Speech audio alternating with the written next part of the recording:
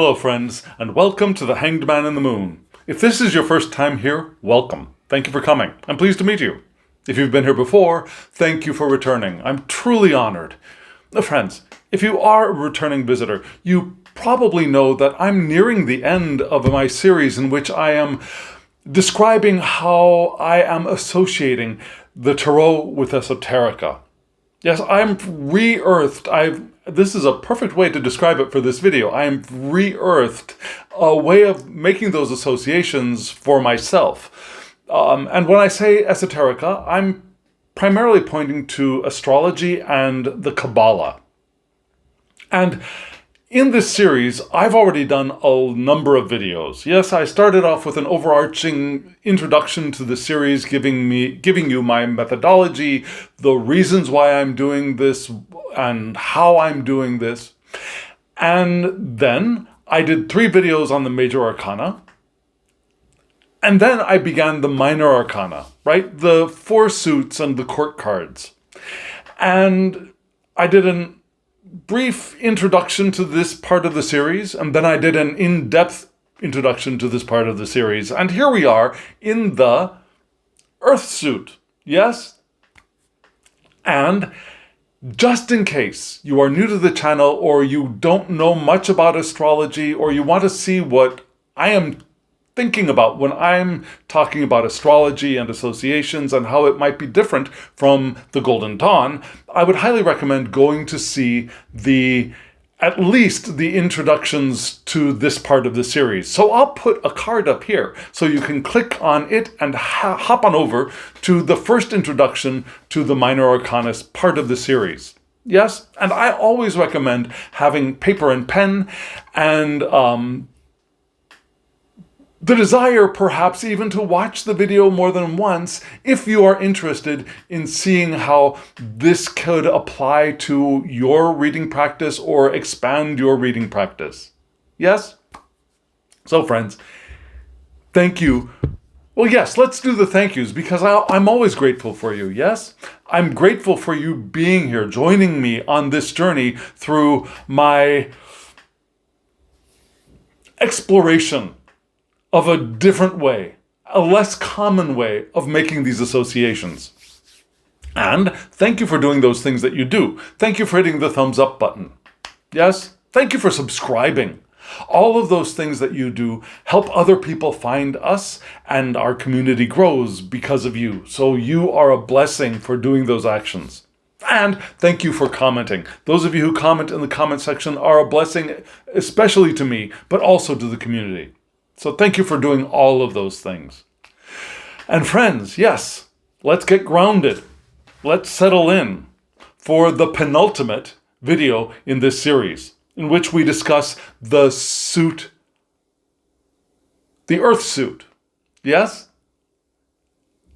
The suit of coins, the suit of pentacles, depending on the system that you are more familiar with. What kind of properties do coins, pentacles add to the Tarot? Well, they are our work suit. Yes, our actions of work and doing things in the world. They are the suit of our resources, which could be money, financial, but it could be many other kinds of resources that we have available to us. They could be our health and our bodies. Yes, the earth is our groundedness, and the earth element is associated with, again, either coins or pentacles in the Tarot. Almost always. And friends, we're about to dive in. Are you all ready? So, let's begin with the aces. And friends, the 2 decks I'm using here are, on this side, it's a Tarot de Marseille. It is the Jean Noblet, and it was first created, I believe, in 1605, but don't hold me to that. But hold me to this, because this reproduction was beautifully created by Flournoy. And the website address for Flournoy's shop will be in the description box below if you want to get this deck. It's a lovely deck. The deck I'm using on this side is called the C.S.Tarot. It was created by Conrad Stein. And he has a shop on Make Playing Cards, and there will be a link to that shop in the description box as well. He's got this deck, a couple of versions of this deck. He's also got another redrawing of the Smithwaite, at least one other redrawing, and I highly recommend checking him out. And if you want to order this or a similar deck, the link's below. Okay, so the aces. We're starting off at the very beginning, right? So, how do we begin? Remember, all of the aces in all of the suits are linked to the cardinal signs. So, what is cardinal earth? Do you know? Well, cardinal earth is Capricorn. So, these cards, when upright, and remember, I'm not forcing you to read with reversals, but I will give you reversed meanings. So, if you do read with reversals, use them then. If you do not read with reversals, but you do read with spreads, oftentimes in our spreads, we have positions that are in shadow or in challenging positions or something negative, right? So in those cases, the reversal meanings could also be helpful. Yes? Okay, so here we go. The aces. The aces are linked to the first decan of Capricorn. So we have cardinal Earth's vital attributes entering our spread with these cards. And that means we have Saturn in Capricorn. Yes, Saturn is the ruler of Capricorn, so Saturn in Capricorn. An idea you might want to hold on for these cards when they're upright is building begins. Building begins. The making of things begins. Yes, the making of things begins, right? Which is similar to perhaps the way we oftentimes think of the Ace of Pentacles. Remember Pentacles coins? Yeah, well, actually both of them. The new opportunities, the new beginnings, the new resources, right? So building begins is in good alignment with those very common ways of reading these cards. What do we have? We've got maybe some ambition with these because Capricorns are ambitious. We're organizational. We have administrative skills. Yeah, we could administer, we can organize, we can give directions. Yes? We can make the most of our opportunities. Opportunity card. And remember, these are the seeds, right? They're the beginnings of things. It's not the fulfillment of the opportunity. It's not even the middle of the opportunity. It's the beginning of an opportunity. It's the door opening.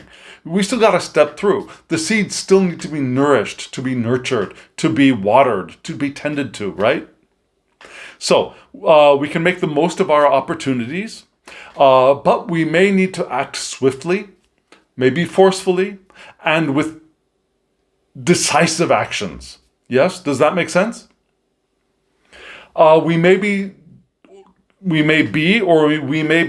asked to be decisive, determined, and strategic. Maybe organization could be a key word for this as well. Now, when the card is upright, remember we have Saturn in its domicile, Capricorn, one of its domiciles, which is Capricorn, the earthy one. So we have material initiative. Yeah, we have the desire, the desire to work towards the material manifestation and realization of things. Our structures are established, yes? Responsibility is accepted here. Yeah, we have the responsibility to tend to these material things, to these opportunities, to the resources. The foundations are laid deliberately, not haphazardly, not slapdash foundations, but deliberately laid foundations for the growth of these brand new little pentacles or coins. And we are committed to the long term of forms development. Yes? And a question I might ask, and I'm going to ask questions for each of the cards, both upright and reverse. Upright, what material process is beginning? Now, what material process is beginning would be a good question to ask if this is in a spread. Now, when we go into shadow or when these cards are reversed, what do we have? Well, reversed, we have structure conceptualized.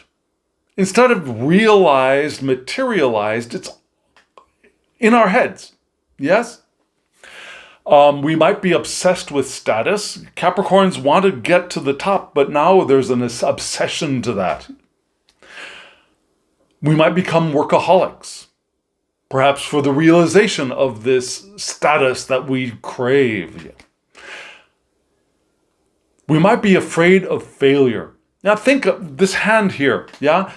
Upright, it's holding the coin. Turn it upside down, and for that coin to stay in the hand, we tend to cling on to it. And that might be an expression of our fear, which could manifest as paralyzing perfectionism, for example, or bossiness, or controlling other people. Now, when the cards were upright, we had Saturn in its domicile, the earthy domicile of Capricorn. When it's reversed, Saturn is now in its similar, the opposite side of the ladder of lights. And the way I think of it, and it's probably not technically correct, but it helps me, I think of it as earthy Saturn in an airy environment of Aquarius. And earth and air are elementally ill-dignified. Yeah? The air blows the earth away, blows away the structure and the groundedness of the earth. So Saturn, in an earthy Saturn in an airy environment, has to work harder to maintain itself. Does that make sense? So some qualities we might think of are structure being abstracted. Instead of being clear and manifest, they're abstracted into concept. Yes? Material plans become theoretical instead of practical and actual. We might get detached, yeah? There might be a detachment from the immediate reality, which can be a trap of Aquarians, because remember, now we've got Saturn in Aquarius, that airy sign. And our foundations are conceived but not grounded. Yeah, an earthy Saturn wants grounding for the plans and for the structures and the boundaries, but the ground is gone, or is weakened, or is not landing, as we sometimes say. Yes? And a question I might ask when these cards are reversed is, what potential form exists but is ungrounded? I think that's a helpful question to keep in mind for these cards. And from that question, a lot of these other attributes that we talked about could quickly flow. Okay, friends, we got these two beautiful cards. Now we're moving on to the two of Pentacles coins, right? And in the Pentacles cards, we've got the guy juggling the two things, and we think of time management, of having a lot of tasks. We've got maybe multitasking is an idea for this one. We could get something similar for the two of coins on this side as well. You see the two coins going banded by that ribbon, right? And that kind of echoes that lemniscate on the other side in the Smith-Waite deck. Do you see that? So what do we have here? We've got now the second decan of Capricorn, which is keyed to Taurus, which is the domicile of or is ruled by Venus. So we have Venus in Capricorn. Yes? So that means that these cards are pointing towards maybe managing our responsibilities. Yeah, managing. You can see that in these cards maybe. And what does that tell us? Well, status and security are important for us. We seek them. We seek status. We seek security. Venus likes security. Doesn't it? He, she, it. But the Tauran aspect, we have staying power, right? We have staying power. And yet ownership is important for us. We might be troubleshooters. We could fix problems. But dedication is important. Loyalty is important for us in these cards. We might not have patience for unsound methods, but we're very interested in common sense. Yeah? Common sense plans and priorities are very important for us in these cards when they're upright. Now, we have the second decan, Saturn. Saturn from Capricorn is now in its complement. And remember, complements are the paired planets. Saturn is paired with the Sun and Moon. Yes? So that's Cancer and Leo. And on the same side of the ladder of lights, that sign is Leo. So we have Saturn in Leo. Do you remember that? So Saturn is in its complement. Saturn in Leo. That gives us responsibility balanced with visibility. Now, we will be responsible. We have our duties. We have our Saturnian desire to take care of the things that we have promised. But we have the Leonine desire to be seen. So we're not going to do it in secret. We're not going to hide away in our closets and take care of stuff. We're going to be visible. But we want to balance both of those things, being visible and being responsible. Structures are tested by demand. Yeah? We want stuff, and our wanting of things and demanding of things might be knocking up against the boundaries that we've set for ourselves. Yeah, if you're a tarot deck buyer, maybe imagine this. You go on a quote unquote no buy or low buy year, and then you see this deck that you really, really want, and you butting up against these boundaries you've set for yourself, right? Because of the demand and desire that you feel within yourself. And our efforts, again, are visible. We make our efforts visible, or our efforts are made visible by other people. And a question I might ask for the Two of Coins, Pentacles, is when it's upright, how should resources or effort be positioned? How am I going to organize and how am I going to position my resources and the work that I'm doing? Yes?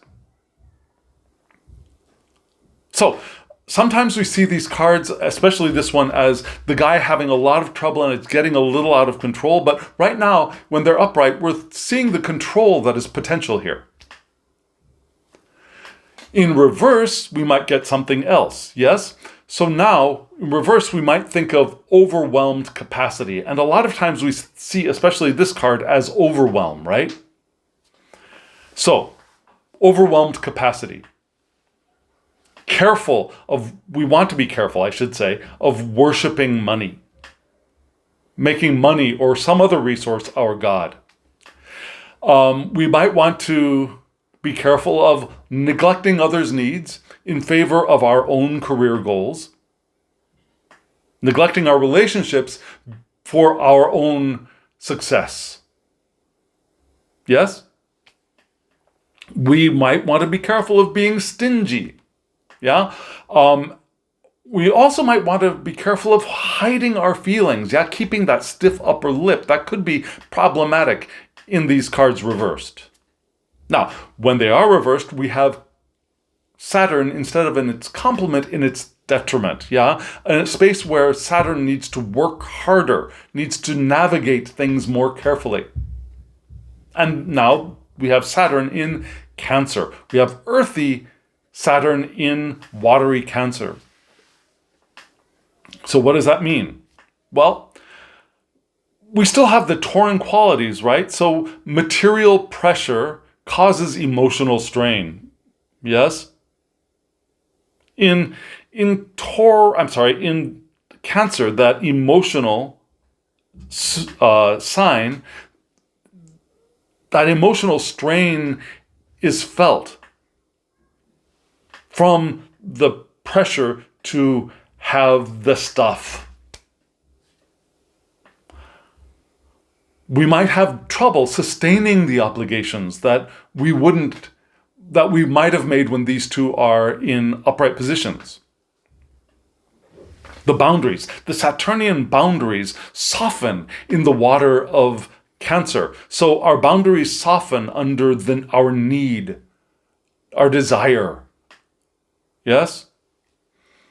And maybe our security becomes threatened, or we feel like our security is threatened or unstable when these are reversed.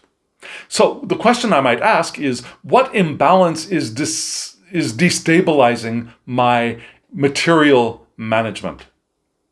Now, what imbalance is destabilizing my material management, how I'm taking care of my stuff or my work? Does that make sense?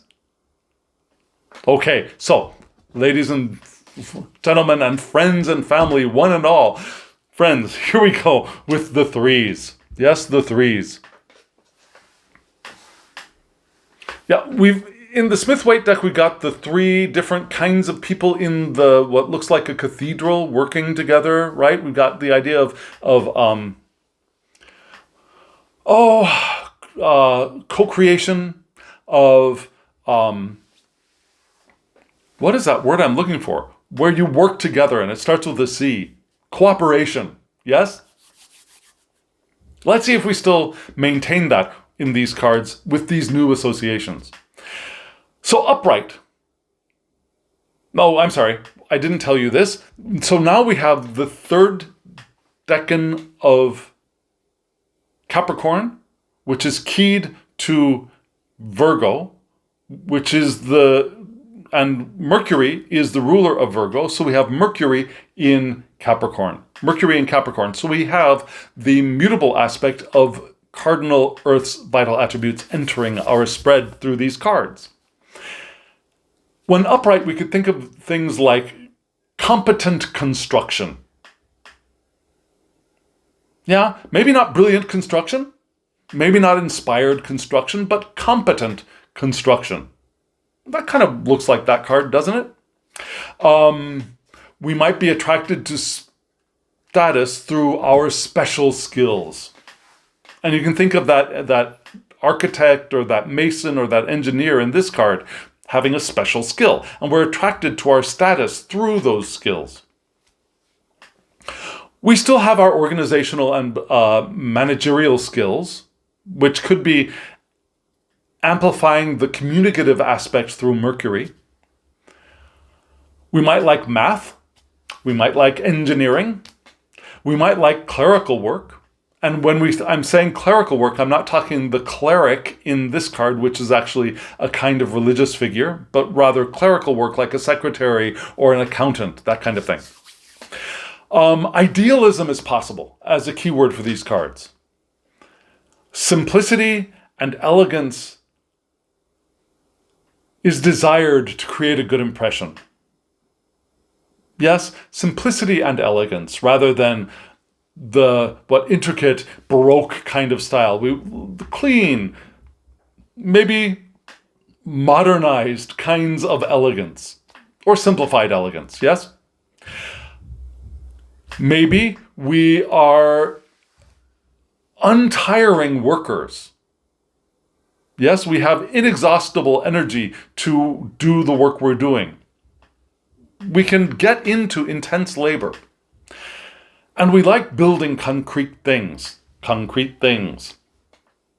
Now, because it's the third decan, we have Saturn in its exaltation. Do you remember what Saturn is exalted in? We talked about this in the air when we talked about swords. Do you remember? Saturn is exalted in Libra, which is an air sign, sure. But still, it's an exaltation. So, what does that mean? Well, structure is refined. Yeah, the beauty-desiring Libra. Structure is refined through cooperation. Libras like to work and be in relationship with other people, right? Our skills are recognized within a system. Now, our co-workers or wherever we are doing the work that we're doing, the people who are in that sphere, in that environment, recognize that we are doing a good job. We could have balanced contributions from other people as well. And form is perfected through proportion. Yes, form is perfected through proportion. And my computer is making noise, so I'm going to make my computer be quiet. Okay, so here we go. Yes. So the question I might ask when these cards are in upright positions is, how can this work take effective form? Whether we're building the cathedral or building something else, how can it take effective form? Now, when these are reversed, what do we have? Well, we could think of destabilizing effort. Now, the effort destabilizes the structure we're trying to form. Think of this card reversed. When it's reversed, the one is on the bottom and then the two are on the top, and that's a somewhat destabilized pyramid, right? We might succumb to rigid thinking. We may lack imagination. We might become narrow-minded. We might be unable to see beyond traditional methods. Yeah? Part of lacking imagination, right? We might be focusing on flaws and obstacles rather than on successes and opportunities when these cards are reversed. Now, in reversal, Saturn is now not in its exaltation, but in its fall. So there's a challenge here for Saturn. And Saturn's fall is the opposite side of Libra, which is Aries. Saturn is now in Aries, a fiery sign. Which means that fire gives us impatience. We become impatient, perhaps, with process. It's taking too long. What's going on? Why aren't people doing their jobs? Why isn't this succeeding as quickly as I think it should? Our structure is disrupted by haste. We hurry. Yeah? Gotta get it done. Gotta get it done. Gotta get it done. Yes? We might be working against the grain instead of working with the grain. And what I mean by grain here is not wheat, corn, and barley, but rather the grain of the fabric, the warp and weft, the working with the flow of things. Now we're turning and trying to paddle our way upstream instead of going with the flow of the current of our intention.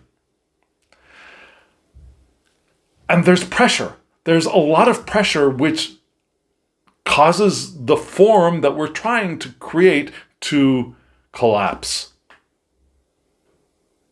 Now, so the pressure that we're adding to this work that we're doing could collapse the form we're trying to create. And a question I might ask for these cards in reverse is, what disrupts coordination or structure? What is disrupting what I'm trying to create? Whether it's an actual material thing or it's an organizational thing, what is collapsing my coordination with materials or coordination with other people or the structure? Yes? Okay, friends, let's move on to the fours. The fours, right? Now we're entering fixed Earth. Do you know what fixed Earth is? Let me get out the fours up here for myself. The fours, the greedy guy, right? The miser, the Scrooge. in the Smith-Waite card deck. But maybe we can see some light in these cards as well. So when these cards are upright, this is the first decan of Taurus, fixed earth. So the ruler of Taurus is Venus, so we have Venus in Taurus, which means we have fixed earth's vital attributes entering our spread, entering our reading. We can think of things like holding value. Instead of this clingy, clutchy attribute that we think of with this guy, we can think of him as holding the value, not clutching at stuff when it's upright. Maybe we could be able to achieve lasting results. Yeah, the stability of a fixed sign. We could be able to satisfy our desire for wealth, for security, for status. We could enjoy the good things of life. Taurans love enjoying the stuff that's around them. Our sensuous natures are a blessing, yeah? We don't like to waste our effort here. We're not interested in non-productive enterprises. We want things that we do to be productive. And we have good money management skills as well. We're determined, the strong determination of a Tauran. But we're slow. Now we're plodding one step at a time, but we get to the finish eventually. Yeah, we don't have that mercurial desire to go quickly, or the Capricornian desire to get up that mountain. Yeah, we're going to take it at our own pace and enjoy our journey on the way. Good food, good people, good environments, good art, etc. Yes? And upright, we have, again, Venus in the domicile of Taurus, which gives us what? What attributes? Material stability, which we already talked about. The enjoyment of form. Yeah? We are spiritual beings here having a human experience. We enjoy our form. We enjoy the forms of things around us. Whether they are food, whether they are furniture, whether they are clothes or jewels, whether they are, music even, wine, all of those forms, we enjoy those things. And we hold value with securely, yeah? We hold the value of things securely. It's not a transitory or ephemeral idea, value for us. And we take pleasure through our possession.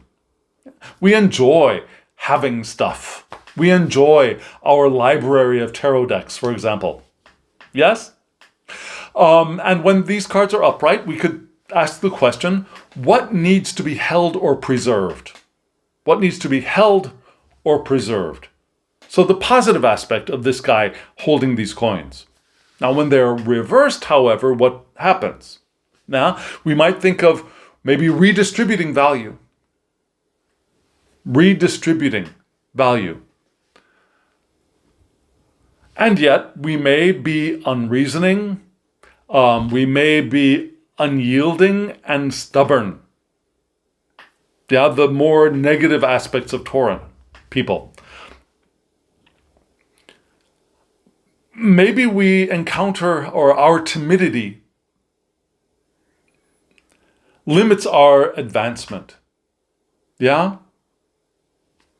Instead of taking one step at a time, we become timid and we don't take those steps. We may overvalue our possessions. We may become gold diggers, in fact. Yeah, I've encountered one recently myself.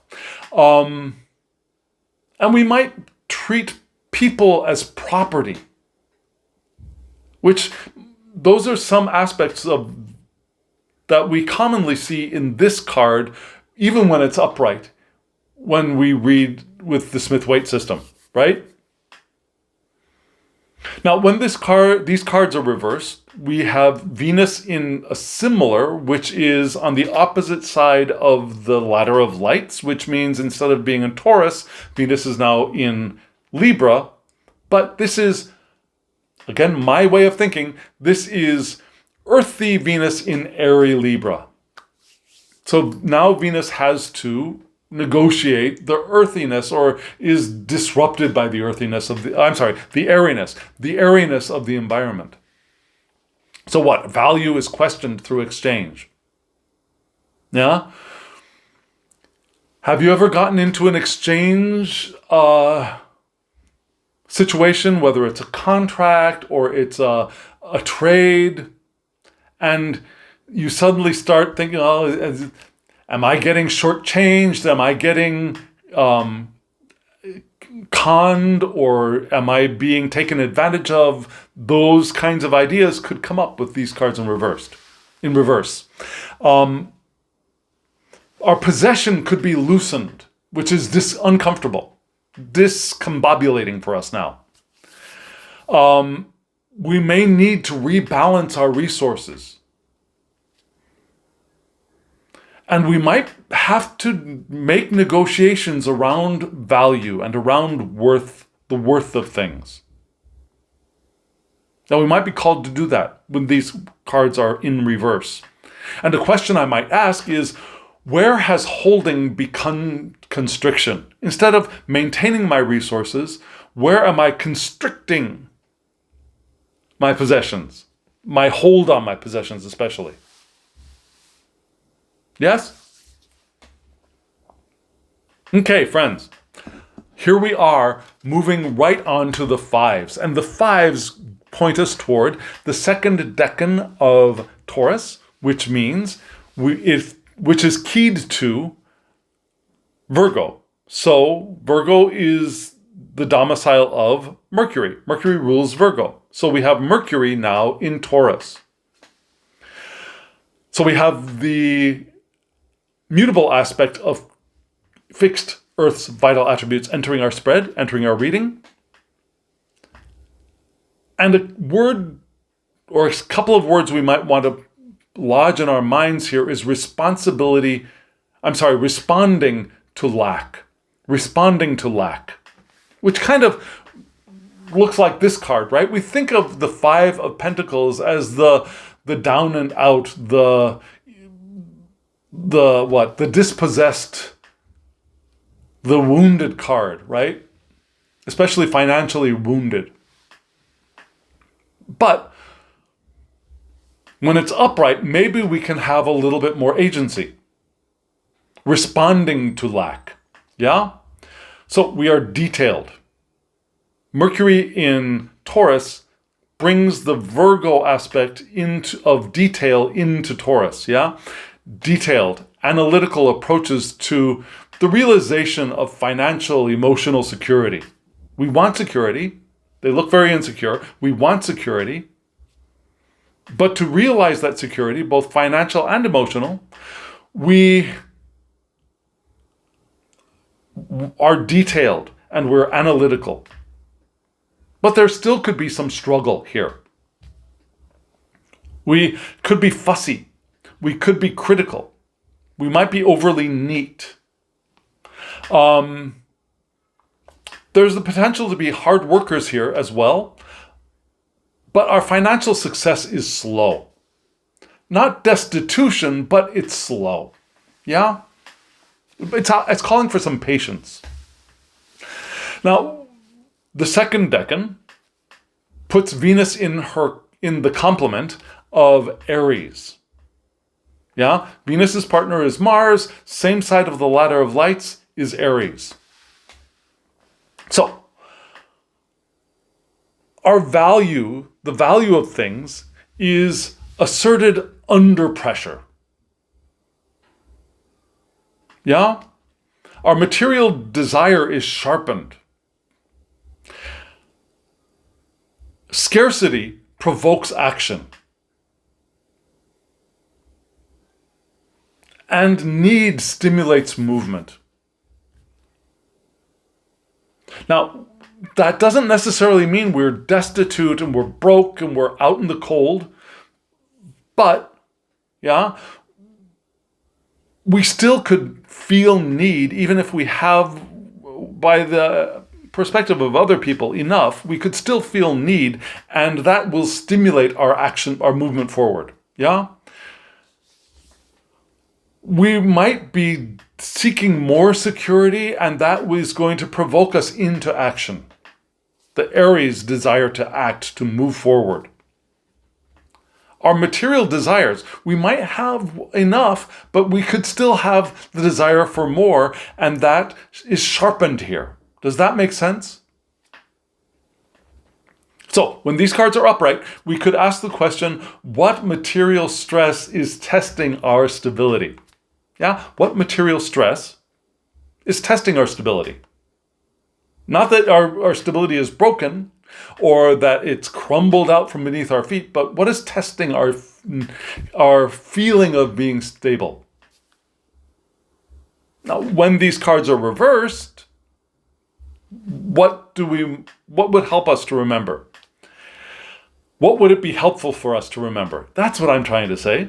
Well, now we get that idea that we often associate with this card of being stuck in deprivation. And again, the Tauran stubbornness rears its head here. Yeah, we might have stubborn opinions, Mercury, ideas, stubborn, Tauran, stubborn opinions. We could be taking too long to process information and taking too long to come to and make decisions. Maybe because we're feeling deprived. We could be intellectually lazy, again, because we feel like we're deprived. Yeah, right? Now, we have in the second decan, Venus in the detriment instead of the complement, which means Venus is now on the opposite side of the ladder of lights in Scorpio. So, the negative aspects of Scorpio. And Venus is trying to negotiate this.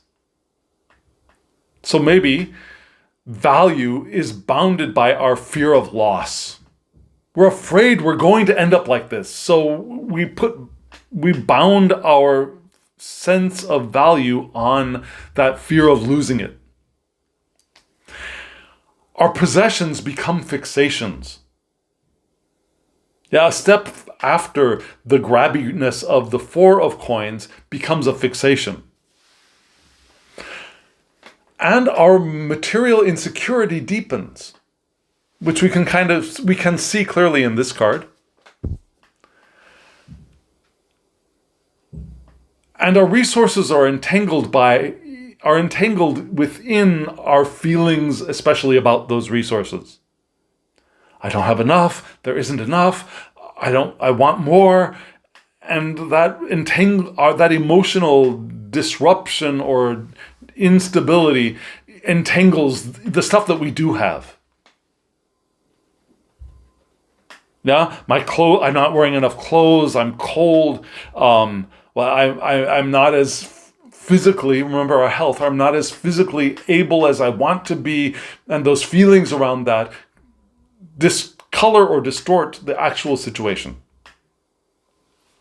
So a question I might ask is, what scarcity is being resisted or internalized?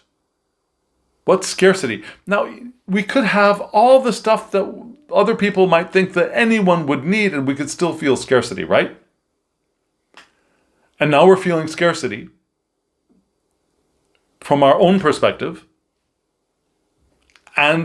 But maybe we're resisting that feeling, or we're internalizing it. We're making it, this is me. I am the depraved one. I am the deprived one. Yes? Yes? Okay. So, fives. And remember, even if we do feel that, there's always a way to turn these cards around. And it could just be a shift of perspective or perception. Okay, so we move into the sixes, right? The generous one, not philanderer, the philanthropist. A little bit different, those two words, right? Here we have the sixes of pentacles and coins.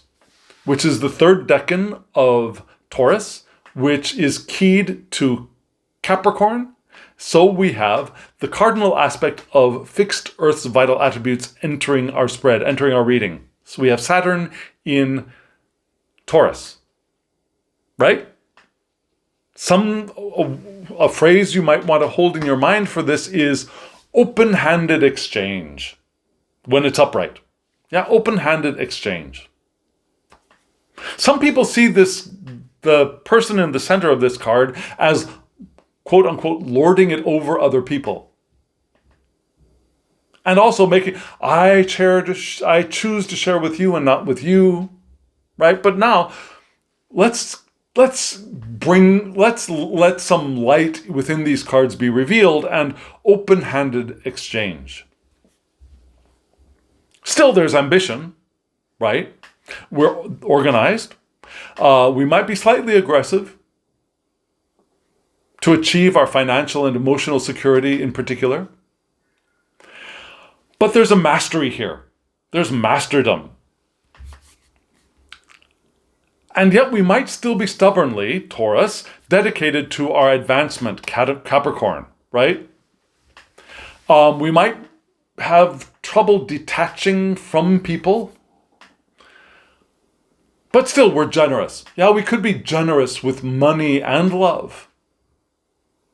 Remembering love, Venusian qualities of Taurus, right? We might be generous with our money and our love.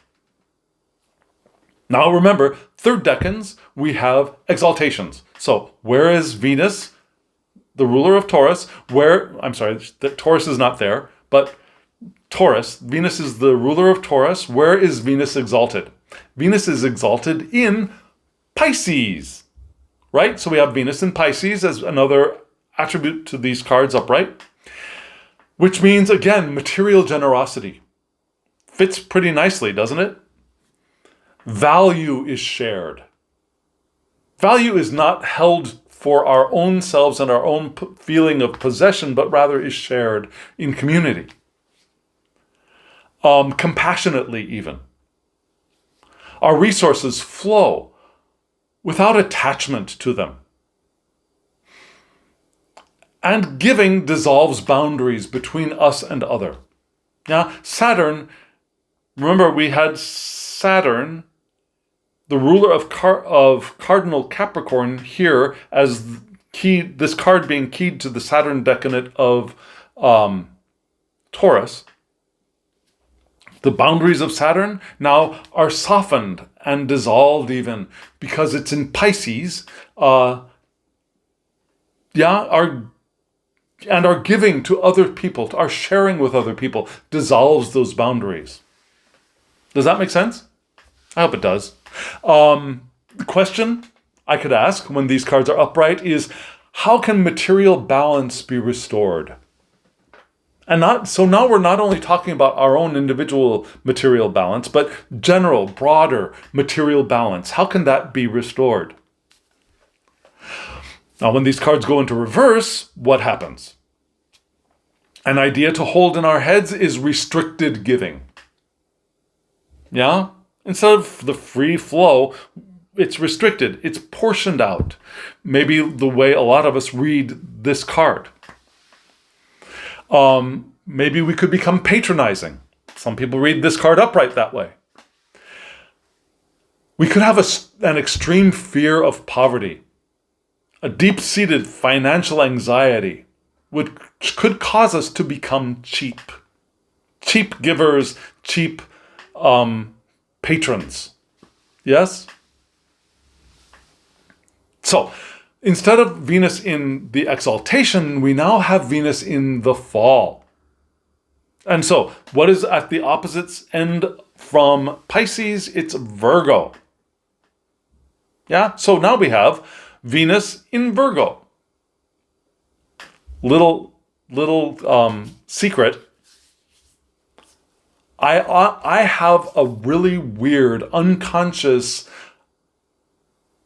melding of those two words, Venus and Virgo. And that's been a problem for me for almost as long as I could remember. Yeah? So, whenever I have to say Venus and Virgo together, I sometimes get a little bit, yeah? And sometimes when I want to say Virgo, Venus comes out. So, telling you all my problems, right? So here we are with Venus in the fall of Virgo. Now, accounting replaces generosity. Accounting. 5 coins go to him, 3 coins go to her, and maybe, no, I don't, 1 coin to that person over there, and I don't have any more left. Yeah? The accounting process replaces our generosity. Our value is measured narrowly instead of broadly and expansively. Our giving becomes conditional. I'll give you as long as you're nice to me, or as long as you recognize me, or as long as you say thank you. Does that resonate with you? And again, our resource exchange could be constrained, restricted, limited when these cards are reversed. So the question I might ask is, what imbalance in exchange persists? Instead of having a balanced, open, porous attitude towards exchange, it's restricted and imbalanced. And how is that persisting? Does that sound like a good question for these cards? If it does, let me know in the comments below. I'd love to hear from you. I really would. I really would. Okay, speaking of comments, let's comment on the 7s. Yes, the 7s of coins. And, I'm coming to realize that I like 7s. Yeah, I like the 7 of Cups. I like the 7 of Swords. I like the 7 of Coins and Pentacles. And I've also developed an appreciation for the 7 of Wands. Honestly, I really have. It's not my favorite one. My favorites are probably the Coins and the Cups, and then the Swords, and then the Wands. But here we are on the Coins and the Pentacles. So, the first decan of Virgo, right? 1, 2, 3, they are cardinal. 4, 5, 6, they are fixed. 7, 8, 9, they are mutable, right? Mutable Earth is Virgo. So, the first decan of Virgo is the rulership of the rulership of Mercury in Virgo. So Mercury in Virgo. So we have mutable Earth's vital attributes entering our spread, entering our reading. So upright, we might think of things like careful evaluation. Very Virgo-like attributes, right? We're concerned with our health, very Virgo. Hygiene, very Virgo. Diet, very Virgo. And work, also Virgo, right? We handle practical responsibilities well. Now, a lot of times we think of this card as the waiting one, the patient one, the observing one, waiting for things to ripen, waiting for the harvest, right? But in order to do all of that, we want to be good with details, right? And observation, and have dexterity. Being able to do the work, the actual physical work, right? We might be particular about the way we dress and our personal appearance. Those are Virgo-like qualities. We're interested in achievement, yes? It's not the same kind of Capricorn getting to the top, but we are interested in achievement and being recognized. And we're good at assimilating and analyzing details. Even when these are upright, we might still be warriors, right? Virgos are good warriors. We enjoy the art of worry. and we enjoy intellectual conversations. Not with strangers, but with people around who we have relationship with. But we're able to talk about emotions too, right? Now, full disclosure, my Mercury placement is in 0-degree Virgo. So my Mercury is this card, which means my communicative ability, my desire, and my working with information is very Virgo-like, right? I want things to be organized in their proper place. Does that make sense? So now, because we have Mercury in its domicile of Virgo, what other things? Assessment of work. We assess, we analyze the work that we are doing and the work we're engaged in. We're good at practical evaluation. Our skill is refined. And we pay attention to process. And all of those things could be the reason why I'm doing this work right now and doing this work for you, with you, in these videos. Does that make sense? So, the question I might ask in this first domicile of Virgo with the 7 of coins, 7 of pentacles, is what work or investment needs reassessment? What work am I doing? What work that I'm doing or what investment that I have made, whether it's time or money or other resources, is asking for reassessment. You can kind of see that in this card. Can't you? Now, in reverse, what happens? Well, think of scattered effort. Instead of focused effort and being well organized, our effort is now scattered. We might be, instead of enjoying, worrying about what we're doing and what the results are going to be, we are chronic worriers. Yeah, unable to control our worry. We might fall prey to obsessive perfectionism when these are reversed. We might annoy other people by correcting their mistakes. Everything must be correct. And I know I can fall prey to that sometimes. Also,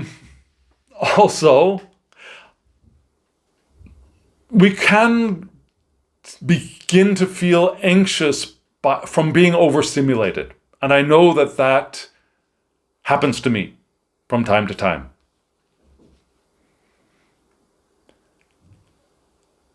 When the cards are reversed, we have Mercury, instead of in its domicile, we have Mercury in Gemini. It's similar, yeah? The opposite side of the ladder of lights. So, when Mercury, earthy Mercury, is in airy Gemini, what happens? Our effort is dispersed. Yes? Dispersed. Not focused, dispersed. We switch tasks prematurely. Instead of completing one thing or getting one task to a particular spot where it's okay to stop or let it rest and then moving on to something else for a time, we're hopping from one thing to another and so our progress, we can imagine, is delayed or blocked. We could have difficulty sustaining our focus. Yeah, Mercury dashing around that frenetic Gemini mindset. Yeah? And our results could be delayed by distraction. Those distractions will probably delay the results that we're waiting for in these cards. So a question I might ask when these are reversed is, what evaluation is being avoided?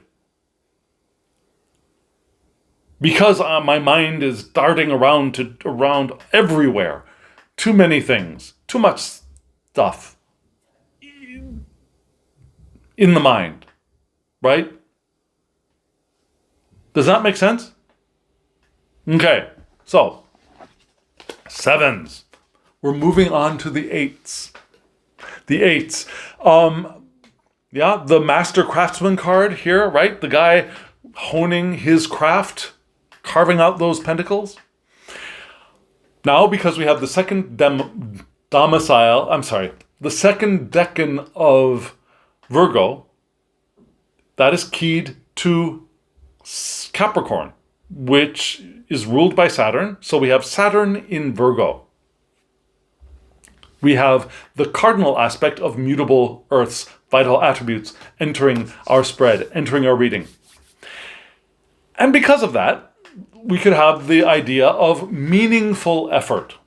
The work that we do brings meaning for us. The effort that we make, the actions that we take bring meaning for us. So, being hardworking, sure. Anxious for success, maybe.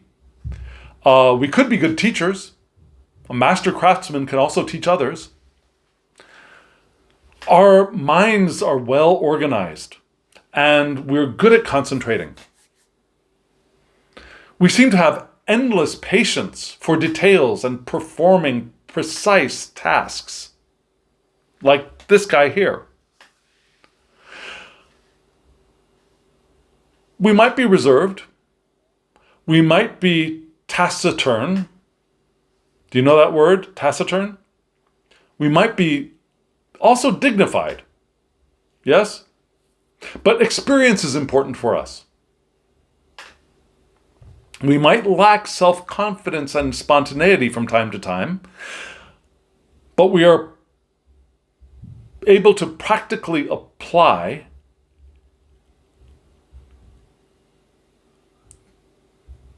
our work over conceptualizing ideas.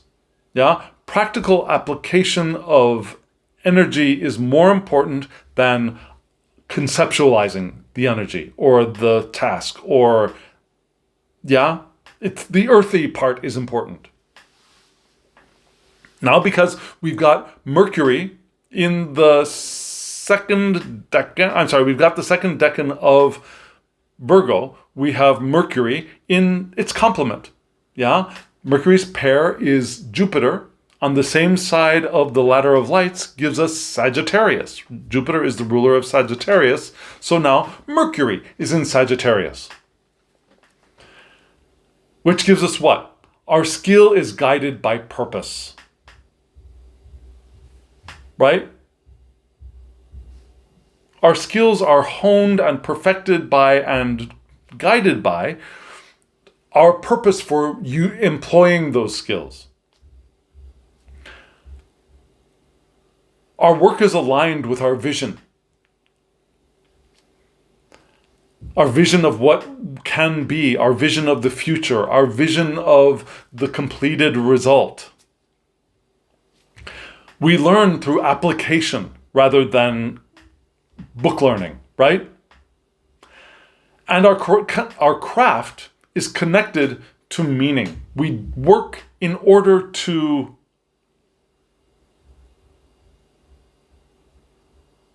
what? Okay, I lost my train of thought. I'm sorry. Craft is connected to meaning. So yes, the meaning that we get from doing the work that we're doing is important. So let me just give you an example, right? For me, I teach. And I also, in the real world, I teach Tarot, but I also teach English, right? So if I'm not finding any meaning in the work I'm doing with the students I have, if they're not paying attention, if I don't see any progress, if I don't find any meaning in the work that I'm doing, I am going to lose interest in it like that, right? Because my craft of teaching, and teaching is also a craft, my craft of teaching is connected to the meaning that I get from it. Does that make sense? Whereas, on the other hand, if the students are engaged and they're having fun, or they're noticing, and I am noticing their progress, and I find a lot of meaning in that work that I am doing, then my value of the work that I'm doing explodes exponentially. Yes? Okay. So what happens when these cards are reversed? Well, instead of meaningful effort, we have unfocused effort. Right? We're doing this, we're doing that, we're doing another thing, but there's no focus and they're probably very limited, if any, results. We might be hypercritical. Yeah? We might be work martyrs. Oh my God, I've so much to do. You can't believe everything that I've done. Oh my God, I'm such a slave. Or I've got so much to do. You know, you've heard that before, I'm sure. But maybe that's because we cannot delegate, and not being able to delegate could be an aspect of these cards, reversed. We could also be, now remember the health aspect of the upright version of the cards? Well, reversed, we could become hypochondriacs. Right? Every little problem is a death sentence. Now, reversed, instead of Mercury being in its complement, we have Mercury in the detriment, which is now Pisces. Mercury in Pisces. So that's what? Lack of clarity. Yeah? Lack of clarity in work in particular. Effort without direction. Just working for work's sake instead of directing our work in towards an outcome or towards a result or towards a finished product. Our skill is undermined by our own personal confusion. Now, Mercury has lost its direction. And our boundaries dissolve, but sometimes our boundaries dissolving, like in the Six of Coins, the Six of Pentacles, was a perhaps good thing. Now it's a bad thing. Yeah, our boundaries dissolving. We want to have boundaries to be able to maintain our focus, but now those boundaries are dissolved in the oceans of Pisces, and blah, our focus is gone. Yeah? Does that make sense? So the question I might ask of these cards when they're reversed is, where is labor unfocused or misapplied? Unfocused or misapplied, applied poorly. Yes? Okay, so here we are with the nines, the beautiful, beautiful nines, yes? Third decan of Virgo. So, this decan is keyed to Taurus. So we have the fixed aspect of mutable Earth's vital attributes entering our spread, entering our reading. So we have, now remember, Venus is the ruler of Taurus, so we have Venus in, we have Venus in Virgo. Remember, I told you, my Venus-Virgo problem just demonstrated itself, yeah? What? Venus, no, it's not Venus. Venus in Virgo, what? We have Venus in Virgo. I almost just knocked my computer off of the table. I got so excited with my confusion. Okay, so here again, we have Venus in Virgo. And we have, again, the fixed attribute of mutable Earth's vital attributes entering our reading, entering our spread, and the words we might want to remember for these cards upright is earned competence.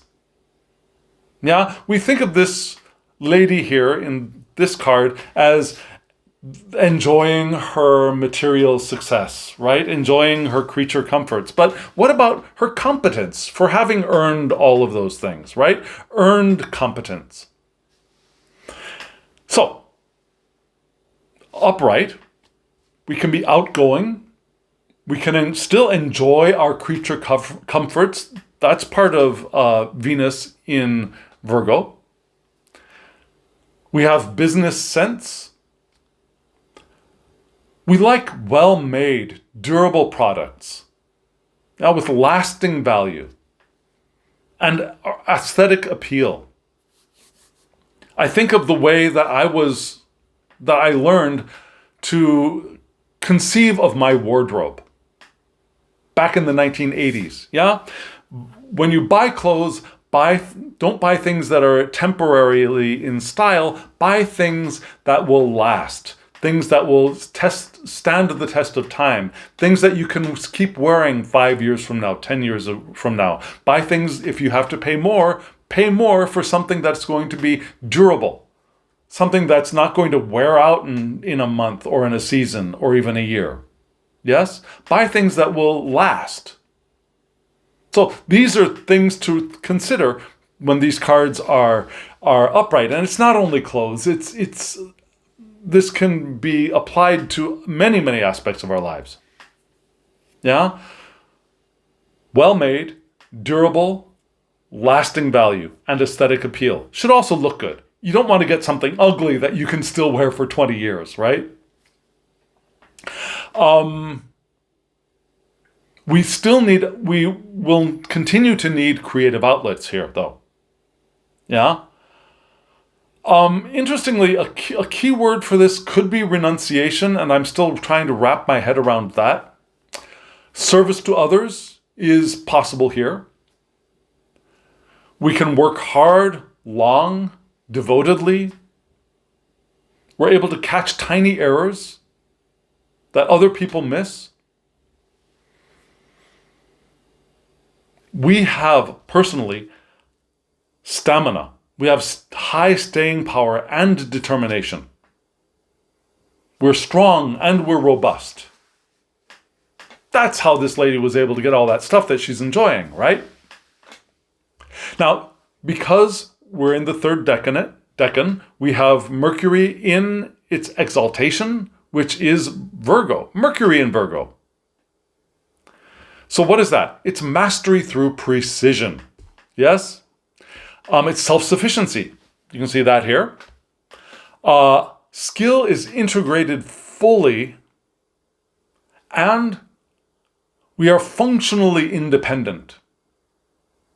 Now, we're not dependent on other people. We are functionally. Our ability to be in the world and work in the world and manage in the world, we are independent. Yes? And the question I might ask when these two are upright is, what form has reached functional independence? What form has reached functional independence? Now, what happens when these go upside down? Well, some words to think of and to keep in mind are diminished self-reliance. Now, maybe we're not able to take care of ourselves as we were able to when these cards were upright. Maybe we're emotionally inhibited. That Venus aspect, Venusian relationship and emotional connection is inhibited, perhaps.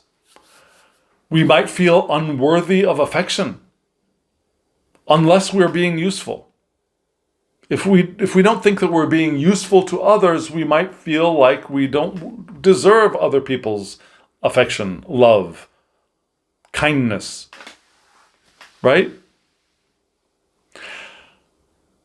Now, because these are reversed, instead of an exaltation, we have Mercury in its fall, in a challenging situation, in difficulty, something that needs to be worked out. Yes? Could be dependence. We become dependent. Could be loss of practical grounding. Yeah, we're called to be practical, but to be practical, we're called to be grounded. But we lose our grounding. So we lose our ability to be practical. Yes? Our confidence could be eroded by uncertainty. That makes sense? And we could have difficulty maintaining our autonomy, maintaining our independence. And so, when these are reversed, the question I might ask is, what reliance persists past usefulness? Now, remember, as spiritual beings having a human experience, everything in our lives is a co-creation, right? Everything we do, everything we are, is a co-creative experience. So, absolute independence is a fallacy. However, there's a point to which reliance on other people and reliance on organizations and reliance on other things loses its usefulness, becomes a detriment, becomes a neediness, becomes a weakness. And that doesn't mean, I'm not saying vulnerability, I'm saying weakness. The needy, clingy one, the codependent one, right? Instead of co-creative, codependent. Does that make sense? I hope it does. I think it will. I think it should. Okay, so 9s. Now we're on the 10s, right? The inheritance, the family legacy, the homestead card, right? But now we're reading the 10s differently. If you recall, when I described how I'm going to be reading the 10s are a saturation of the element to the point of loss of differentiation. At the point of liminality, we're reaching the threshold, and something will have to be done to either release the pressure or to move on, or to crystallize. Yes? So, what does that mean for the 10s, for Earth? So, form is fully realized. All the stuff we've been working on to create, it's done. Yeah? Structures are complete and enclosing. On the positive side, that means we've got some walls to our houses, and that's nice. We want to be careful that it doesn't move into constriction and move into imprisonment, right? So there's nothing left to be built inside of the form. The form is fully realized. And there's pressure towards either inheritance, decay, or renewal. Yeah, those are something's got to happen soon. Yeah, we might need to pass things on. We might need, or things will start decaying. Or we might need to renew things. Yes? So instead of being wealth, we can think of it as material closure. Yeah, material closure, enclosure even. So a question I might ask is, what structure is complete and under pressure to transform? What structures are complete, but now under pressure to transform? Something's going to have to happen. And that reminds me a little bit of the Thoth 10. Well, it's not up here. The Thoth 10 of discs in many ways. Do you read Thoth? Do you see that resonance? If you do, let me know in the comments below. If you don't, let me know in the comments below. I'd love to hear from you. Again, I love hearing from you. Now, what happens when these are reversed? When these are reversed, now the earth has crystallized. It's gotten hard. Form is stable. Systems are established. But there's the threshold in front of us, yes? The threshold is either for evolution or reintegration, but that's being delayed. Now, our evolution or reintegration are being delayed when these are in reverse. So, matter now becomes rigid instead of supportive.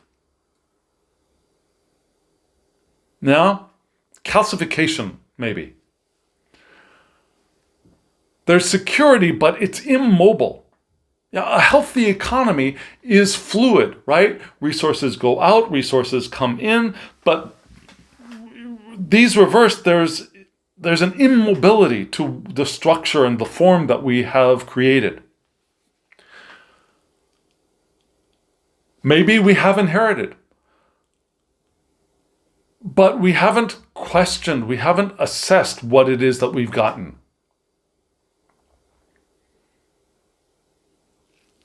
The solidity that we have created is resistant to adaptation. It's not able to adjust to the times and situations. So it's not it's not collapse, it's over solidification, it's calcification. Yeah, so attachment to stability beyond its vitality. Having stability is good, but it has to be a vital stability. And we're gone beyond that. Yes? Our fear destabilizes our finished structure.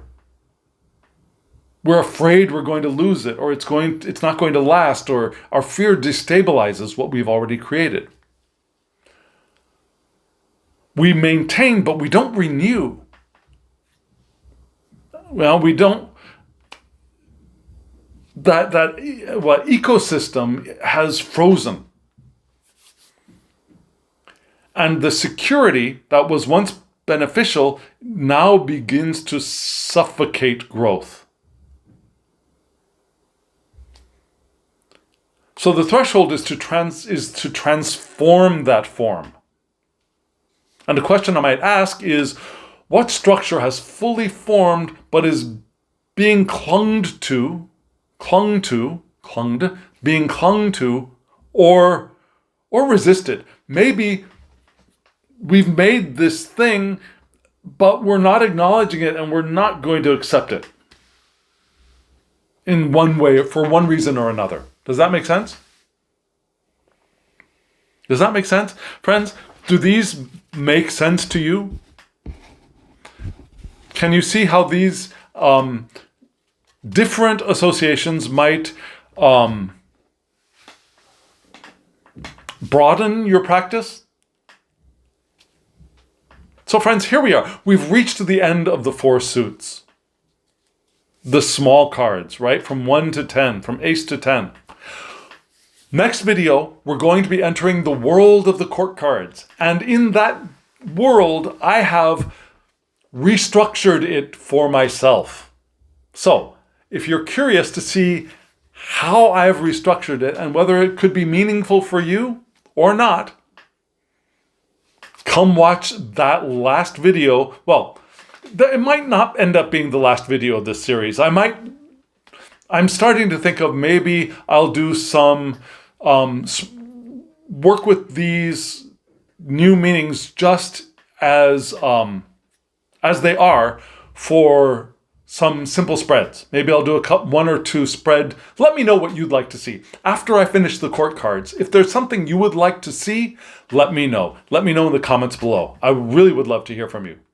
And friends, now, as always, I wish you love, joy, well-being, and pure awareness. Thank you.